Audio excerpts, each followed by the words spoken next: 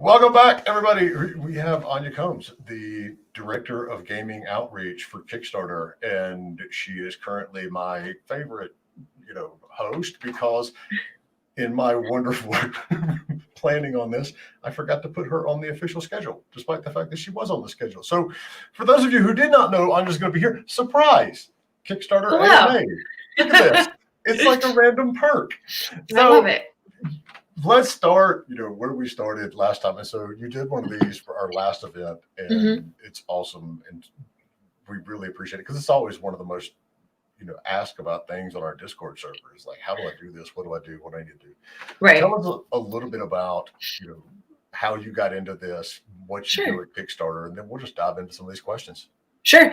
So I have been in the games industry over a decade. So it's been about 12 years. It'll be 13 years next year, which is kind of crazy to think about. I kind of just fell into the industry like I think a lot of people have. I just realized you can see my saxophone behind here. Pointing is hard. So I studied music. That's what I thought I would do. And I tried to do the music thing, and I realized very quickly that I don't really like working in the music industry, and that's a story for another day. And so I applied for this job at what was then MTV Networks. That was basically like scouting for flash games for addictinggames.com.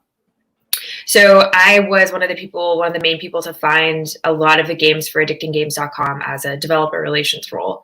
I did a lot of different things for AG. I did production. I did a little bit of development. I did, community building, community management, scouting, things like that.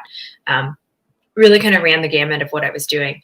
And I got moved out from the San Francisco office to New York about 7 years ago, almost 8 years ago.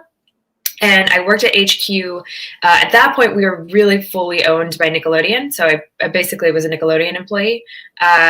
So I got moved out about 7 years ago and got moved to HQ on Broadway Street in Times Square, which was crazy. And that was a bit of a jarring experience working in Times Square for like 2.5 years. I was moved around a lot to a couple different teams and did a lot of different just a lot of different types of work for Nickelodeon at the time. Addicting Games was then sold to Defy Media about 1.5 years in, maybe like 2 years in at that point. So I was moved to a newly formed team called the Content Development Team, where basically we were developing content for mobile games. It was fine. I actually really liked my team, but the work I was doing was not really what I wanted to be doing at all.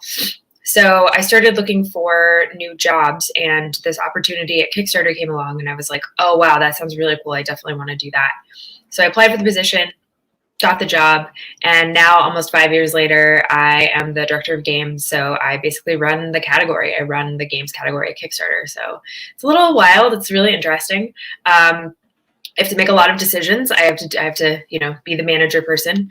But the core of what I do is basically advocate for creators on Kickstarter. So a lot of that is providing insight and feedback on projects and helping people as much as I possibly can. It's a super cool job. It's hard to kind of find a 1-to-1 ratio of other positions in the games industry that are similar. It's like part business development, part developer relations, part community management. It's sort of like a lot of different things sort of rolled into one, which is really cool. I like having a multifaceted sort of range of skill sets, which is pretty cool. So that's pretty much it. Yeah, that's exactly the same reason that I love doing consulting, because you're always doing something a little different every single day, and it keeps it from getting crazy.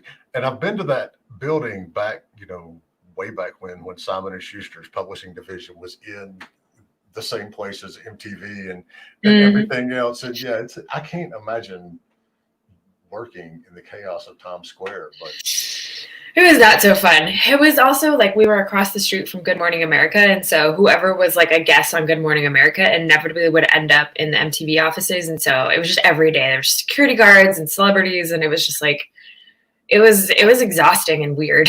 I just need to get my email checked. I don't need all that. So let's get this started. Okay, wait, we got one. I missed one. So Matthew from YouTube says, how early in development should I start a Kickstarter?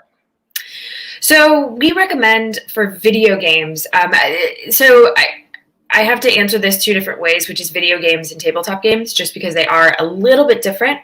For video games, we say probably about 50% of the way through development, you should definitely have 30 seconds of gameplay that's going to be as close to what the final game is going to look like. You should have that 30 seconds of gameplay you're going to showcase in your main video, and then you want to splice that up into a couple, like 4, 5, 6, 7 different GIFs that you can showcase throughout the page. But roughly we see that's about 50% of the way through development. For tabletop games, it is actually a little bit similar. You should have a prototype that's as close to what the final game is going to be in terms of like gameplay. Again, the art can still be a little bit, maybe a little bit more polished, but you should probably have like a couple sample sizes and a couple sample packs and a couple prototype packs that are going to be as close to what the final project is going to look like. So our next one comes from Greach over on Twitch. Okay. Since when we ran our Kickstarter, there were tons of individuals and companies that messaged us saying that they could help us get tons of backers. We hear this a lot. Mm-hmm. Do you have any thoughts on these services? We surpassed our goal without their help, but I wonder if any of them could have actually helped us. And so this ties into something you brought up the last time you did this, which shocked me, that only 30% of your revenue comes from people you don't already know. Is that the case? Yeah, so that is for first-time creators. So for first-time creators, what we typically see is about 30 to 34% of your pledges will come in through Kickstarter itself, which means you as a creator are responsible for bringing in about 65 to 70% of your pledges from the community that you're able to build. As you continue to run Kickstarter projects, those numbers change. That 30 can increase to 35, that 35 can increase to 40, and so on and so on and so on and so on. And typically what that means is that you've basically built a community on Kickstarter of people that are like, oh yeah, you're a trustworthy creator. We'll definitely come back and continue to back your projects. Now, oh boy, the services that people promise. The simple answer is no. Most of them are scammers. Some of them are legit. But in general, what I typically tell people is like, you just have to do your research. So look up who these companies are, look up who these individuals are, talk to people that have used their services in the past. Don't just sort of say like, oh yeah, they're promising me, I can get double the number of backers if I pay $2,000. A lot of times what that means is they send 2 tweets and then they basically invoice you for like 2 tweets. And you're like, this is ridiculous. I could have just done this myself. Just do your research. If it's like, I kind of go by the rule of like, if it feels wrong, it's probably wrong, right? Like if there's smoke, there's fire. This feels like it's scammy, it's probably scammy. But if you're like, this seems legit, this seems like, they have all of these people that they say they've worked with, they have the metrics and the data that says that what they do is worthwhile, do that research and talk to people that have used those services in the past. So the next one is along the same lines. This comes from our Discord server. How big of a community should you have before doing the Kickstarter? You should have about double the size of what your funding goal is. So if you take your funding goal and you divide it by what the core game price is going to be, if it's 20, divide it by 20. So, for example, if your funding goal is $50,000 and $20 is like the $20 reward is what, that's where people get the game. Divide those numbers. That's about 2,500 people. Your community should be about 5,000 people. Now, when I say that, what I think some people hear is, oh, I need 5,000 people on Twitter. That's not the case. You want to think about where your community is from like a very larger holistic sort of viewpoint. So if that's 2,000 people on Twitter, 2,000 people on Facebook, and 1,000 people on a mailing list, great. That's 5,000 people. So the next one, I just lost my spot. Do you have some tips on how to make a campaign for teams that have never made a game before? That's a good question. So if you've never made a game before, I would say that you definitely want to follow the sort of general guidelines that we sort of give everybody, right? So like have the 30 seconds of gameplay. I think if you've never made a game before, I think it's as simple as it's just going to take you a little bit longer as someone who like has made a game before, just because, practice sort of makes perfect sort of thing. I would also say that you want to continue to develop your skills, like continue to do those fundamentals, like just kind of always be making games. But it's definitely not uncommon for people that have never made a game before to come to Kickstarter and fund. That's actually that's not uncommon for tabletop games. That's pretty common, especially for like card games, because it's pretty straightforward. For video games, I think that can be a little bit more challenging just because the work and the skill set needs to be pretty fine-tuned. I would say try to practice like making small games before you are going to launch like a larger project on Kickstarter. Try to do some work for hire things. Try to do some game jams. I know game jams can be a little bit controversial, but like try to sort of like dip your toe in there a little bit before you're actually coming to Kickstarter and like launching a game. All right, so wait. Why are game jams controversial? Some people think that they contribute to crunch culture, right? So you're working for like 24 to 48 hours straight. I've seen some criticism that it does sort of create that like false equivalency that this is how you should be working. I say it's sort of up to the individual. I think if it's like, this is the thing I know I'm going to be doing for 24 hours is just doing this game jam. I personally think it's fine, but I also think like you need to make the best decisions for yourself. All right, that had actually never occurred to me, but I can totally see that. It's like we rant and rant and rant about how crunch culture is horrible and we shouldn't be endorsing it. And like, hey, sit down for a weekend and do nothing but code for 48 hours. Yeah. I mean, that's interesting. I had actually never thought of that angle. So another one from the Discord. Do you have some stats on the importance of actually showing the team and their faces? So we don't have any stats on that, but what I can say is that it's not a make or break sort of thing. It's not going to make or break your project. What's more important, again, is showcasing what the game actually is. There's a project that funded a couple years ago called Narita Boy. No one knows what they look like, or if they do, they're very secretive. Showing your face, showing names and faces and things like that is not required by any means. Again, it's not going to make or break your project. The most important thing is to show what it is that you're making. All right. We've got a long one. I'm not even going to post it in here because it would take the entire screen if I did. It says, hey, Anya, our team has made significant uses of Kickstarter to fund games previously, raising significant six-figure amount of the platform. Not just us, but many others have made uses of things such as add-ons, either through a service like BackerKit or providing on the campaign itself a calculation of top-up funds for us to handle manually. We have seen that there's now a native add-on system rolling out on Kickstarter, but there's not a lot of information from support on what the timeline of access is. Is there any more information on the timeline or when these teams will have access? So the add-on feature that we're doing is currently in beta. What you can do is just reach out to me and I can get you set up sort of through that process. Because it's still a feature that we're testing, I can't necessarily provide any dates right now, but I know come next year, we'll have some more definitive answers. But again, if it's a feature that you're interested in pursuing, let me know and I'm happy to start that discussion. And the follow-up is, they say, and since it points to Kickstarter being aware of popular meta features, does this mean that Kickstarter would consider the native integration of other features popular on other sites? We're always kind of looking at what's out there and what our community wants and needs. Our product team is very receptive to feedback. I would just keep in mind that Kickstarter as a company is not a huge team. We're less than 100 people. So as much as we would love to add a ton of things, and I have a whole host of features that I want to include just as like a games person, I do kind of have to think about the site as a whole. This is one of the challenges is because we're not just a games crowdfunding website, there's 14 other categories, which means there's 14 other needs of different categories, of different creators, of different communities. So we try to make sure that we're as open and sort of like, I don't want to say bare bones, but the things that I would love for games make sense just for games. So I have to be a little bit cognizant of like, this is a platform that's for, 15 different categories of 15 different creative spaces. So the next one we have, it's a really good question.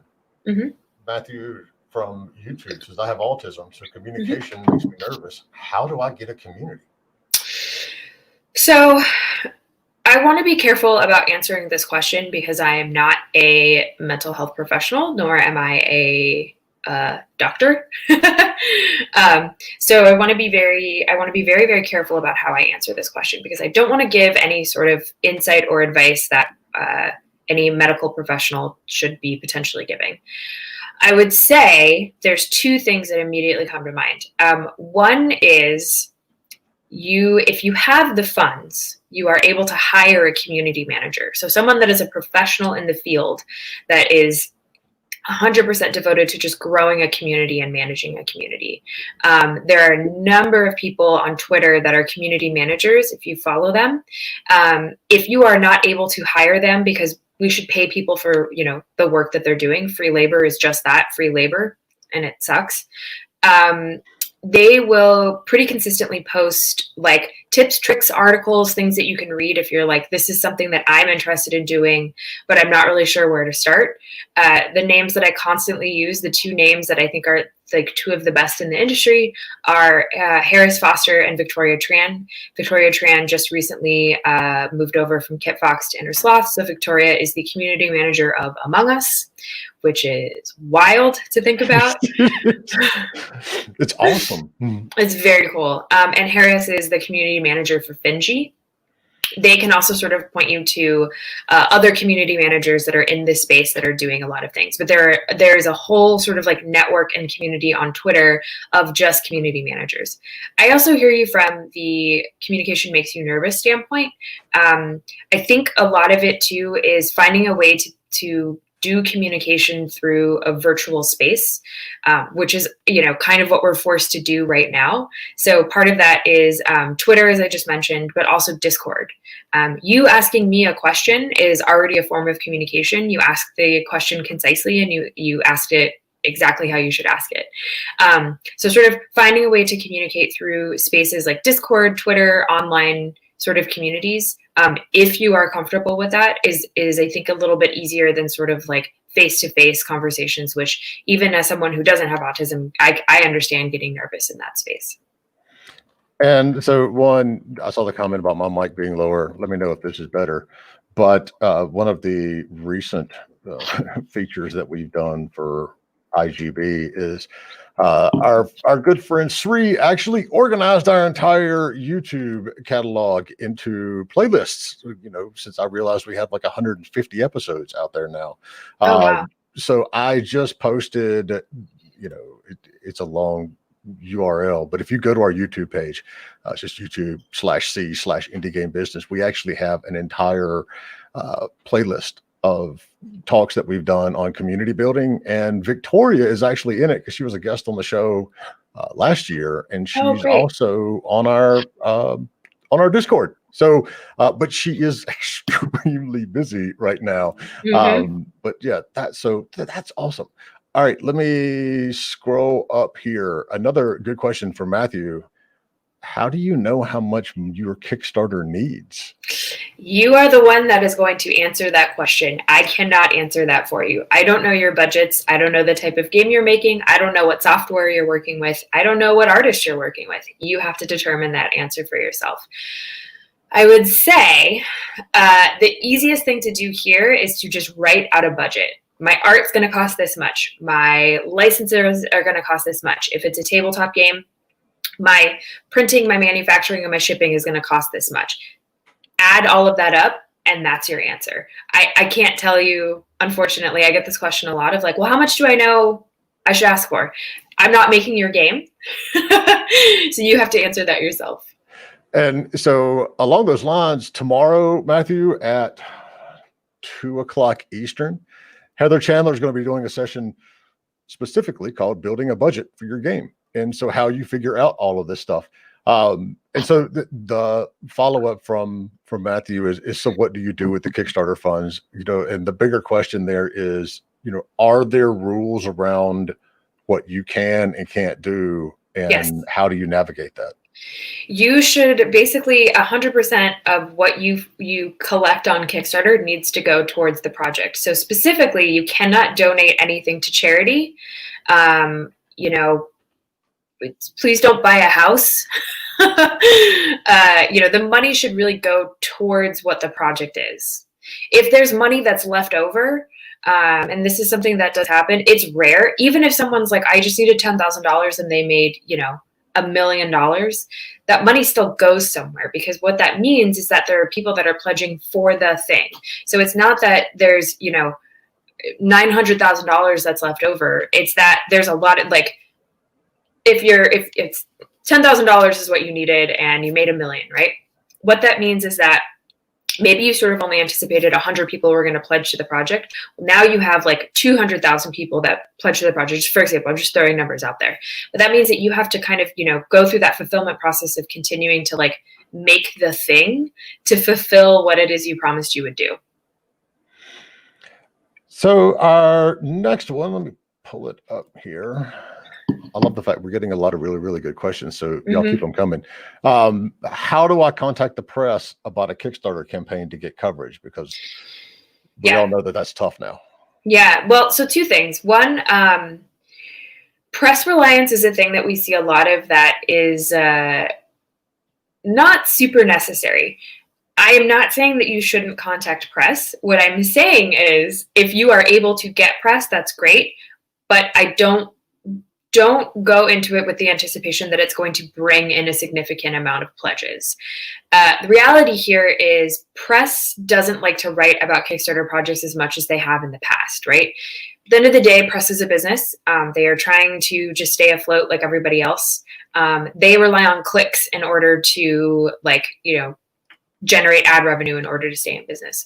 So there has to be a story. There has to be a reason as to why they're going to write about a Kickstarter project. Easiest thing to do, create a press release and then just send it out to as many people as you possibly can. But if anybody writes back and is like, great, yeah, I'd love to do a story on this, fantastic. But don't get discouraged if for whatever reasons, press is like not picking the story of your project up. That is why we stress the importance of creating a community. That is true not only for Kickstarters, but any kind of press, on your game as you're building this sort of stuff, because it really is all about being able to tell that story, to the community, because that's what they want. It's like, I constantly, half joke that there's like literally no point to send out press releases unless you just want a part of your website that says, here are the press releases we sent out, because no one reads them anymore. Yeah. It's all about that story. Yeah. All right. So from Twitch here, any plans to use Kickstarter from Colombia in Latin America?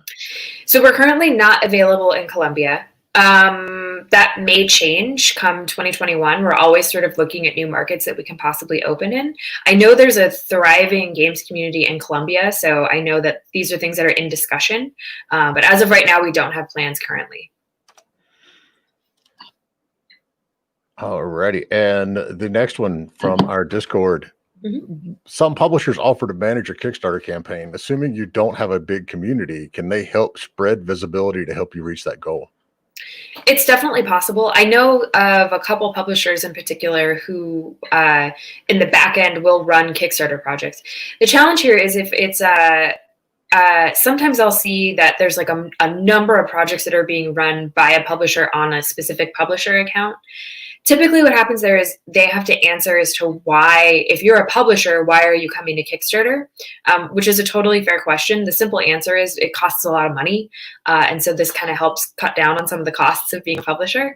But I think if it's a publisher that has like a good reputation within the industry, I would also say a publisher that's run Kickstarter projects in the past, I don't see anything wrong with that. So, and our next one, from Discord, is a demo impressible to show enough gameplay? Hold on a second. Is a demo impressible or is showing enough gameplay footage okay?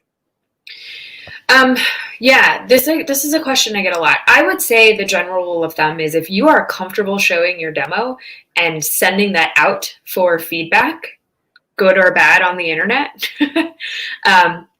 go ahead and include it. But if you don't have a demo, that's also totally okay. But the more important thing, again, is having that 30 seconds of gameplay. All right. And from Indy Pete, what does a country need to do to get on the supported country list?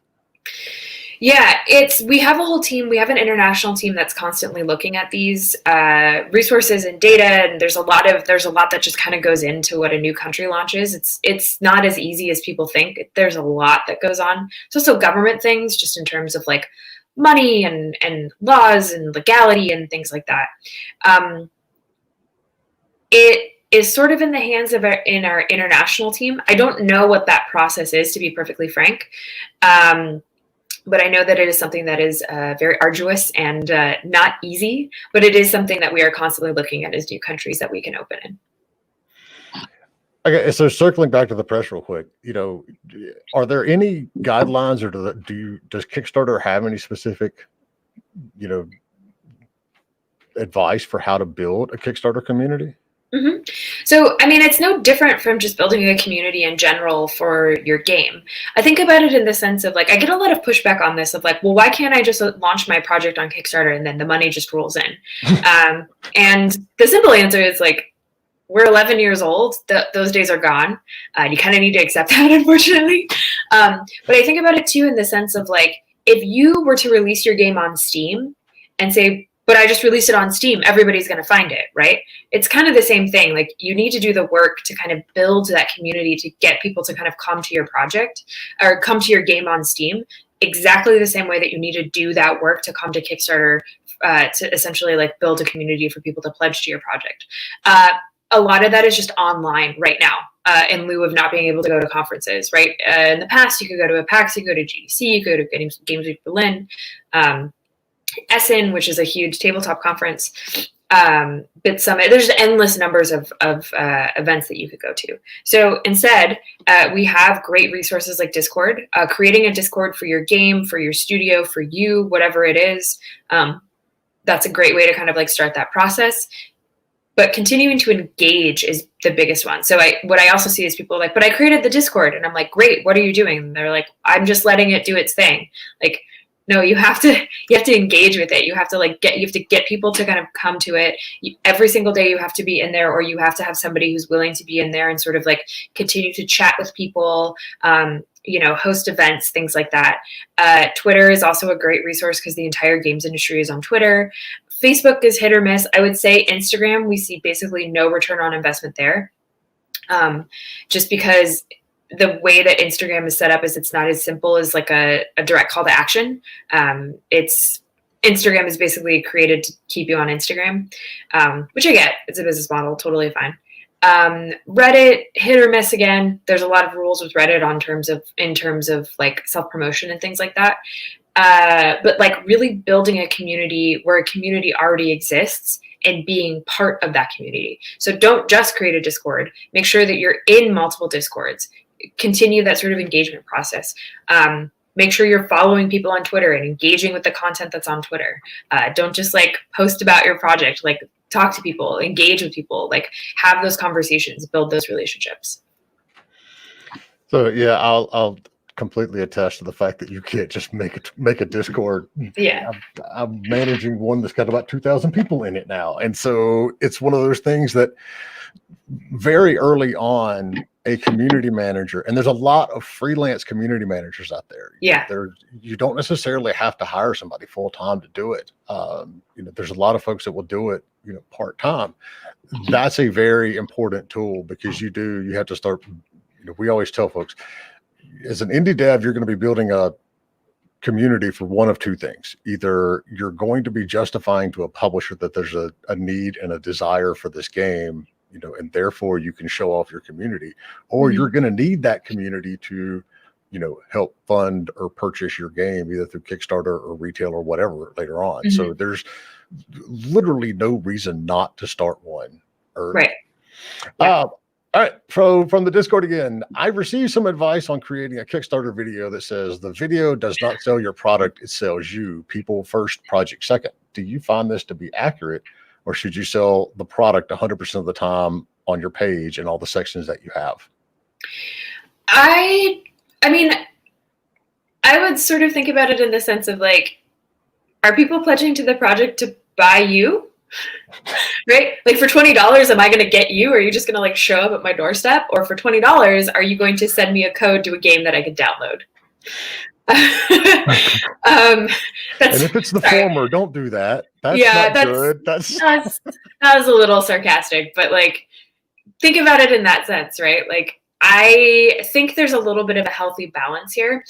I think if you are someone that is charismatic, personality, and you're able to really showcase who you are in a way that using you or your team or your personality or your story as a way to kind of enhance the experience of what your game is, that's totally fine. But as I've said about 100 times already, the 30 seconds of gameplay is the most important thing. It will supersede any sort of like fun little tidbit, any bit that you want to do in your video. It's going to supersede any sort of like, let's say that for whatever reason, and I see this from time to time, somebody's like, oh yeah, I have this background in like video editing, and you do this like beautiful, cinematic experience. If you have no footage of your game, nobody's going to know. Nobody knows exactly what it is that you're like actually asking money for, because it looks like you're trying to make a movie. So if you're trying to make a movie, that's great. But then why are you making a video game? That 30 seconds of gameplay is always going to be more important than anything else. All right. So the next one from Discord. And if you all out there are listening and I somehow missed your question, they are, rolling through here pretty quickly. Make sure you just repost it or ping me on Discord. I'll make sure we get it in here. And of course, we've got somebody in a bot selling followers. Of course we do. All right. So any opinions about live A/B testing the Kickstarter page during a live campaign? So I think this is okay as long as it's something that's not going to like fundamentally change what the project is. So if you're like, oh, we're going to roll out like, so let's say that you're like, we're going to stick with like an 8-bit sort of look. And then suddenly you're going to roll out like a 3D, like hand painted experience. And people are like, what is happening? Like, this is not what we were pledging to. That's kind of a no-no, just because it's going to confuse people. I would say it's fine for little things if it's like you want to change like images around, you want to put a new video up, you want to add a couple things, as long as the core game is the same. The time to do that is during what we call the project plateau. The project plateau is actually very lengthy. It basically starts after the first 72 hours, so roughly the first 3 days, and ends about 2 days before your campaign ends. So you have about 27, less than 27 really. You have about 20 days to kind of play with live A/B testing. Totally fine. I encourage it. Switch things up, make things look a little bit different. It also kind of shows to your community that you're taking this seriously and you're trying something and you're like willing to kind of like A/B test something to see like how people are responding to things. That's totally cool. But again, as long as it doesn't fundamentally change what the core project is, I would use it during the project plateau period. So are there any particular, because the project plateau is a good point, a good jumping off spot for this. Are there any particular metrics through the course of the entire campaign that you should be watching?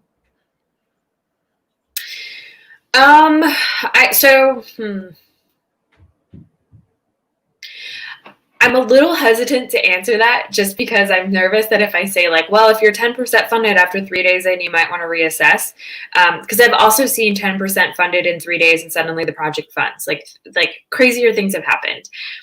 I would say if you're like 10% funded, 50% of the way through your campaign period, that might be a time that we might want to reassess and say, what's really going on here? That doesn't mean that we want people to cancel their projects because, again, you kind of never know what's going to happen. But I think it's worth just sort of looking at what's going on and saying, okay, for whatever reason this isn't hitting the community, people are not pledging to the project for whatever reason, let's really look at it. Maybe it's that you don't have a video. Maybe you have done no community building and so people just aren't finding it. Like, let's kind of assess what's actually going on. But it's hard for me to think of something that's just like, this is the one thing that's going to make or break a project. All right, another one from Discord. What months of the year are the best ones for launching a video game campaign, and are there any times to stay away from? Yes. So the best times to launch are roughly endish of January, beginning of February through the beginning of May. The second best time is the middle of August through the beginning of October. Now is a bad time to launch a project because it's the holiday season. And I understand why people would say like, oh, but it's the holiday season, people are buying things. You're correct. We are not a store, however. So there's a little bit of a disconnect there where like, yes, people will pledge to a project, but because people's finances are tied to, again, that call to action of like, I need this thing on this date for holiday seasons, whatever it is, people are less likely to pledge to Kickstarter projects simply because it's not that immediate like return of, okay, I bought the thing and now I can gift the thing. It takes time to make Kickstarter projects. Summer is not a bad time, but we do see that there's a higher return on investment come after the sort of like summer vacation months. And that goes along with what we say about a lot of indie devs too. It's like, don't launch in December. Don't let the holidays have their big AAA releases, and then you can jump in and get going on it. All right. So any tips about the rewards that we can offer to Backwards, and how can this help us increase our community? Yeah, so I mean, the game is the most important thing, obviously. Multiple copies of games is great too. What we see that's super, super effective is customizable content. And so specifically what I mean is for like a high ticket reward, let's say like $3,000, $4,000 or $5,000, somewhere within that range. Let's say that you get like 3 copies of the game and you get an executive producer credit. That doesn't necessarily mean that the backer is doing anything. They just get their name in the game as an executive producer. That's really big. People love stuff like that. You can also do a limited reward tier of some kind where, let's say it's like, talk to your artist, talk to your coder, talk to your programmer, talk to your team. And you can do something where like a backer can help design, a character or help design a level, or you can have that backer's likeness in the game of some kind. Stuff that where the backer is essentially like immortalized within the game is really cool. All right, bear with me. All right, so obviously the industry's gone through a whole lot of changes this year, and generally for the better. I mean, when we're talking about revenue and things like that, how has that changed on your side with Kickstarter and different campaigns? I mean, what has the pandemic done to, the ecosystem? Yeah, man, I get this question a lot, and to be perfectly honest, I feel very conflicted about the answer. The simple answer is we have had one of our best years on record. We had $1 billion pledged just to tabletop games this year. We had 4 different video games that all made over $1 million. We have one of the best years on record for video games since like 2015. Just in terms of the amount of money that's been pledged, the amount of money that's been raised, the number of projects that have funded, our success rate. Our numbers are just bonkers. They're so wild to see through this year. I personally get a little bit conflicted about this because I have a lot of friends that are out of work. Obviously with the saxophone, I'm part of a creative community here in New York City. A lot of my friends, they haven't had work in 9 months. They're living paycheck to paycheck based on the measly amount that our terrible government is giving everybody. Because apparently we just don't care about people, and that's cool, and that's a fun thing to process every single day in this global pandemic. So I feel a little bit weird, speaking to the success of Kickstarter and specifically the games category. But then I try to sort of rectify that with, for all of the craziness that's going on right now, and I shouldn't say crazy because that's the incorrect word, for all of the unforeseen circumstances. You can also use shitstorm. That's fine too. Okay, cool. For all of the just shitty things that have happened in this year, and there's so much just in not just professional lives, personal lives, and just all the lives that have been lost this year. I am proud to be part of a community, and I am proud to work for a company that's able to infuse a little bit of positivity and good into the world. And so while I don't believe that our numbers are necessarily indicative of us, like, rolling out $100 bills and like fanning ourselves with them or anything like that. What has been really cool is that I get to be part of a creative community in a medium that I love, which is games, that's been able to continue to allow a lot of these game companies to exist. So on one hand, while I'm watching a lot of my personal life fall apart, watching a lot of my friends, you know, struggle to stay in New York City where I live, where it's really expensive to live here, on the other end of it, a lot of my other games life, my professional life is doing incredibly well, and it's in an industry that I love, and it's in a field, in an artistic field that I absolutely love. So it kind of evens out in a way. But the simple answer, that's a bit of a personal rant more than anything, but the simple answer is this has been one of our best years on record for not just tabletop, but video games on Kickstarter. You bring up, I mean, it's a personal rant, but it's a rant a lot of us have, and it's something that we don't talk about a lot. But we are very fortunate to be in the video game industry, which is not only not really suffered like a lot of other industries, but it's actually thrived. Now, that doesn't mean that there aren't people out there who, you know, don't have a job at the moment, and we realize that. But in general, our industry has done really well, and we're fortunate, and so. It's not just you.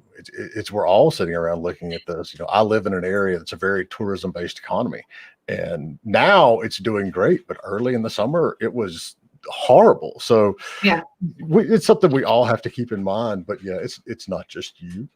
All right. So next from the Discord, are ads effective in building email lists and wish lists?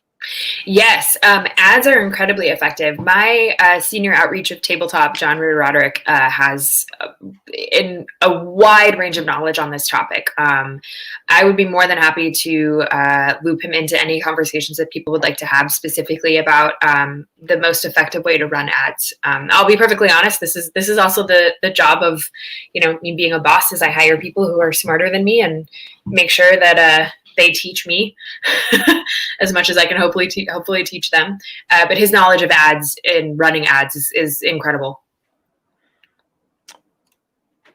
So how do you all select the games that are, you know, in the favorites?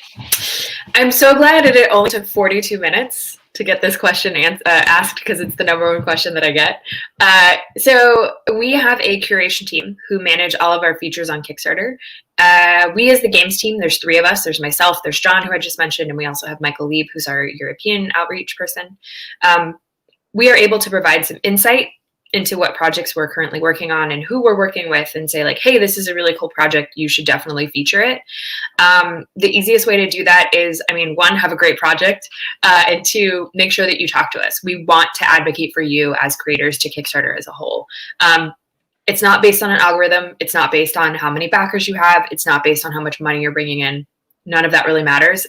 It's impressive, and you know, the kind of like unfortunate capitalism side here is that if you're making a bunch of money on Kickstarter, it's going to get noticed. But we, as you know, John, Michael, and I, more than anything, love the smaller projects. We love to advocate for the projects that are like, you know, 1 to 2 people teams that have like a smaller funding goal, that are just like interesting and bespoke and unique. So we're not saying that sending Anya extra saxophone reads will get you posted. You know. Oh, if you can guess my read size and you can guess my preferred read, that'll get you featured. I played saxophone like in middle school. That was the extent of mine. So from the Discord, sometimes seemingly high quality games fail on Kickstarter. Does this happen due to having too small of a community, or are there other common reasons? Yeah, I mean, I think sometimes it can come down to being a little bit too sure of yourself. I think what sometimes happens too is people rely on one specific community. I've seen this happen a handful of times where like a big Twitch person will come and they're like, oh yeah, I'll have all my followers just like pledge to the project. And that happens where their followers and their fans and their community does. But you have to think about it in the sense of like, people are watching these streamers specifically to watch their streams. They're not necessarily watching them because they want to see the content that they're coming out with in terms of making a video game. It's kind of a disheartening process. But I think regardless of who you are as a person, or regardless of what the game is, you still need to follow. And to be perfectly honest, like, I think this is one of the coolest things about Kickstarter, is that it does sort of even the playing field for people. So regardless of who you are, regardless of, the pedigree of your game, or the acknowledgement of your game, or the notoriety of your game, you still need to do the exact same amount of work as someone who's like, starting out in the industry and launching a Kickstarter project. So next one from Discord. Are there certain video game genres doing significantly better or worse than others? I find that first-person shooters don't do very well. And I think one of the reasons that is because the amount of work that it takes to actually make a first-person shooter it's a lot. It's a lot of work. And there's a lot of money that is sort of put into making those games, right? These like big, like, massive RPGs. We're talking about like Dragon Age or like Mass Effect, things like that.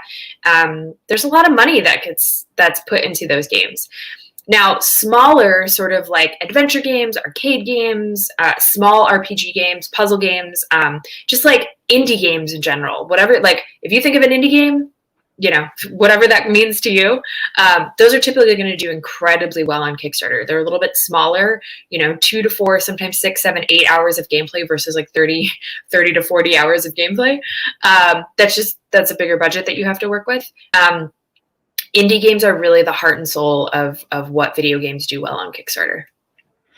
Are there certain pricing tiers or budget tiers that you see do better in general for indie games? Yeah. We see that about 50,000 to about 150,000 in terms of a funding goal. That's like the sweet spot. Anything that's less than 10,000 typically doesn't do very well, just because people are like, what is that? How are you making a game for $7,000? Like, what? That's why. I mean, honestly, how are you making a game for $150,000? That's a conversation for another day. But we see typically about 50,000 to about 150,000 is like, that's kind of the sweet spot for video games on Kickstarter. So awesome. All right, what other? So we finally hit a little pause in questions here. So we only got a few more minutes anyway. So if you do have a question that you want answered, make sure you get it in chat, either in wherever you're watching us right now or in Discord. Aside from, no, go ahead. You guys? I was just gonna say to you, like, if you are not comfortable asking a question in a public forum, which I never ask questions in public forums, please feel free to reach out to me, email, Twitter, whatever is fine. My email is anya@kickstarter.com. My DMs are open on Twitter. My Twitter handle is @ANYAYNA. I'm happy to answer your questions on either one of those forums.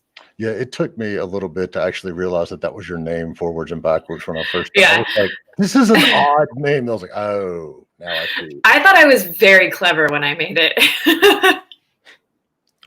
More so than me just putting my name on there and doing it. I couldn't get my actual one because there was a Major League Baseball pitcher named Jay Powell. So yeah, I ended up doing it backwards. I mean, so aside from just the volume of deals and revenue that's coming into Kickstarter right now, are there more symbiotic relationships that you're seeing between board games and video games? Because I know of all the stuff that I've bought on Kickstarter throughout its lifetime, I think maybe one wasn't a video game or a board game. Are you seeing some of those projects come together with board games that are becoming video games or processes? Yeah, I mean, last year Divinity Original Sin came back with the board game. They launched a board game version. That team is they're working hard because they came out with Baldur's Gate 3 this year.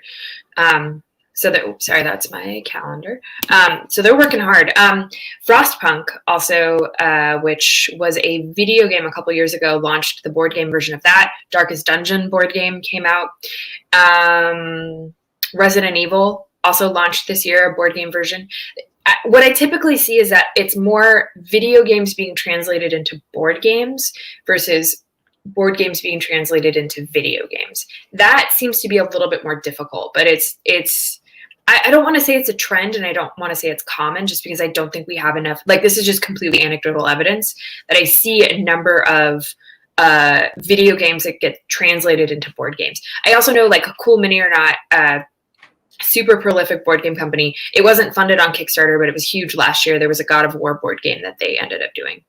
We always talk about the cycles in this industry, and that is one right there that's fantastic, because we always think of, or we used to think of, board games and video games being somebody has taken a board game, be it years ago with, the usual Scrabble, Monopoly, and all that kind of good stuff, and turning it into a video game. And so we saw that with Ticket to Ride, but now we're seeing the actual opposite take place, which is what we're seeing in the licensing of a lot of other things too. Now it's not just like, let's take your movie and turn it into a video game. Now it's, let's take your video game and turn it into a movie. Now, inevitably, we're going to hit a point where it's like, these licensed board games aren't going to be nearly as interesting to people. Are we still building that momentum and they're doing well, or is it something that's kind of plateauing? And I'm going to go let my dog out real quick before she drives me nuts. I don't know if I am the person to answer that question, quite honestly. I think that is a little bit more of a larger industry question. For Kickstarter specifically, I think it's something that just I think that is a relationship that makes a lot of sense. I think a lot of IDW, for example, does a lot of licensing of properties, and they make board game versions of different properties. And I think no matter what, the reason that licensing is so interesting is because there's limits to what those licenses are. And so once that license is that license limit is up, and you're able to kind of like say, like, great, I can buy this license for like 5 years or something like that. It makes sense as to why someone would want to do a game version of a license that's really popular, or a board game version of a video game license, or vice versa, or a movie version, whatever it is. I also think it's just about this state of constantly needing to churn out content. We're always starved for content. And especially now, we watched everything on Netflix. We've watched everything on Hulu, and, finally all these new TV shows are coming out. I think we're constantly starved for new content. And I also think, quite honestly, there are certain mechanics that are just easy, right? So it's easy to do a card game. It can be easy to do a card game version of a property that is well beloved, just because you can kind of like slap on, like if you're like, I'm going to do, Once Upon a Time Uno or something like that. I think stuff like that makes a lot of sense. But again, I would say I am not the best person to answer that question. So we've only got a couple of minutes left here, and we're going to end on a completely loaded question for you. Great. What's your favorite indie game project on Kickstarter? Ooh, of all time. That's a hard one. That's a really hard one. Technically there are pretty much all indie game projects.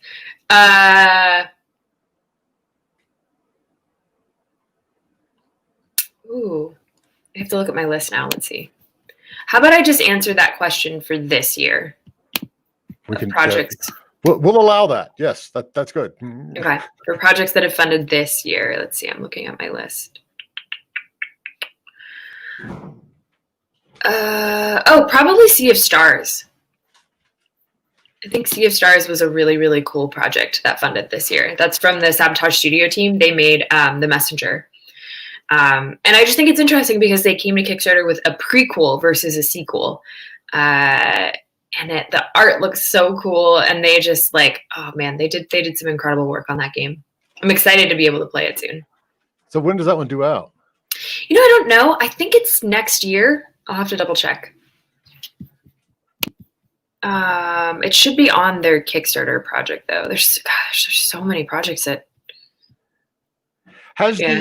While you're looking that up, has the rate of successful projects increased over the last year? Yes, the rate of successful projects has increased. The success rate for tabletop projects this year during a global pandemic is about 70%. For video games, it's gone from like 21% to 30%, which is massive.